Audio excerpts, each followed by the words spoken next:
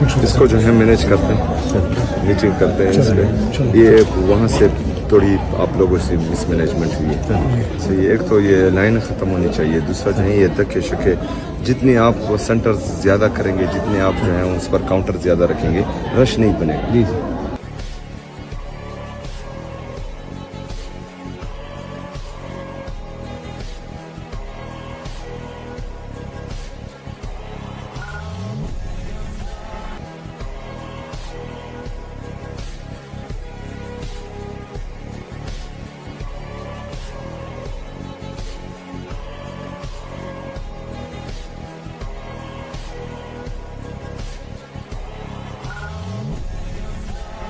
حقیقت دا دی چې سخته ورځ یو ځل بیا راغلی رو، خو انشاءالله تعالی دغه سختونه بعد راحت وینم انشاءالله تعالی.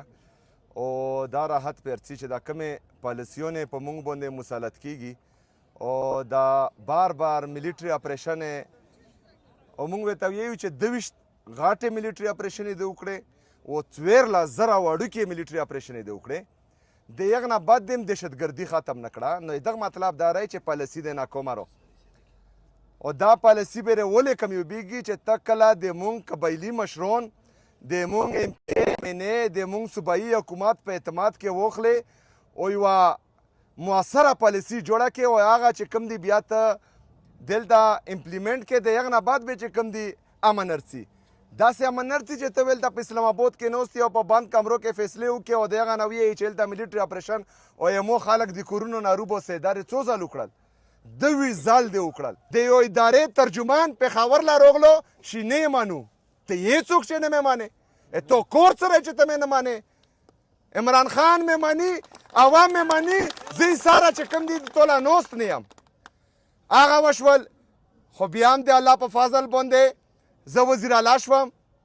د هغه نه بعد یې ویل چې دهشتګردو ملګری دی، د هغه نه بعد یې ویل چې سمګلرونو ملګری دی. دا څله ځکه چې د دغو د ناکامې پالیسیونې زه نه منم.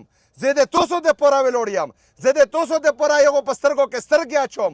زه ورته ویایم چې تو دا پالیسیونې ناکامه دي ځکه په مو باندې دغه الزامونه لګوي. بله وجه هم ده په 8 کوله کې په پاکستان کې چې ته د قبایلو نه وزیر اعلی نه ورغلی. دا پیل ازل د عمران خان په نگرانۍ کې د عمران خان په بچاحت کې چې کوم دی موږ له دغه موکاله تعالی روکړه چې د یو قبایلو نه روچات شو ځوان هغه وزیر اعلی شو. دغو له تکلیف دغ شي ورکړی دی. دا کله سمګلر، کله دهشتګرد، کله ځنګلي، دا موږ له څه له ویې پته ده شته؟ دغو ټول عمر ټول پاکستان له د موږ چې کوم دا مخ دی دا غلط خلی دی چې دا قبایل دهشتګرد دي، دا قبایل سمګلرون دي، دا قبایل ځنګلي دي.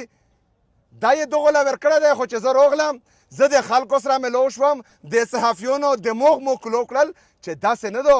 د موږ دا قبایل چې کوم دي دا محب الوطن پاکستانیان دي